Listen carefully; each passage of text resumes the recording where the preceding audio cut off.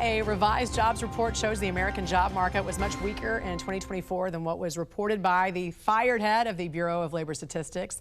In fact, over a 12-month period that ended in March, the revision showed 911,000 fewer jobs were actually added than the estimate that was given from Biden's appointed Commissioner of Labor Statistics. White House Press Secretary Caroline Leavitt said, quote, "Today, the BLS released the largest downward revision on record, proving that President Trump was right.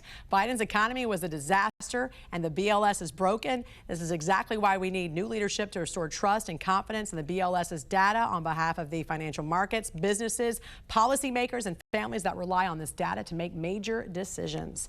And joining us this morning to discuss is former White House economic advisor Steve Moore. I mean, Steve, what is going on here? This is also on top of the fact that last year they also had to revise those jobs numbers again by, what, 818,000? I mean, this is a disaster. Yeah, Jan, it is. And it's a breakdown in our ability to count the number of jobs that are being created, which actually is the most important monthly number we have from the government about how the economy is doing. It's the best barometer.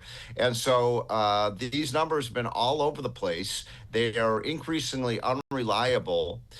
So in the what we found in looking at the revisions is that over the last 2.5 years, they've revised the numbers downward by 2.5 million.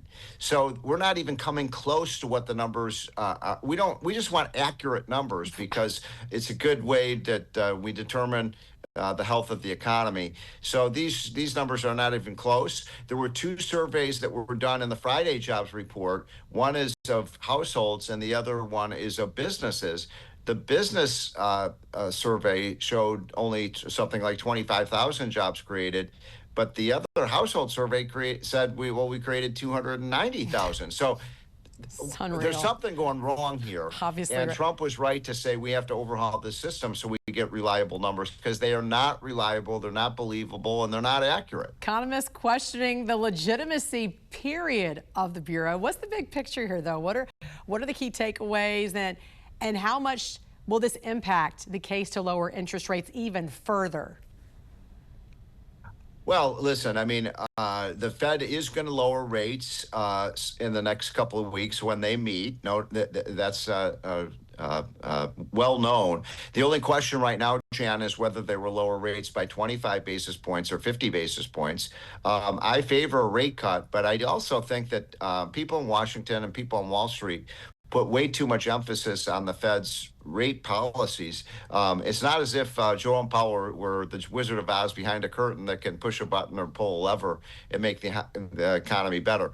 Now, I happen to think the economy is doing really well right now. I'm not too concerned about it. We're seeing hundreds of billions of dollars of new money coming into the country. We're seeing gas prices are now $3 a gallon in most places in the country. We've got illegal immigration down by 94%.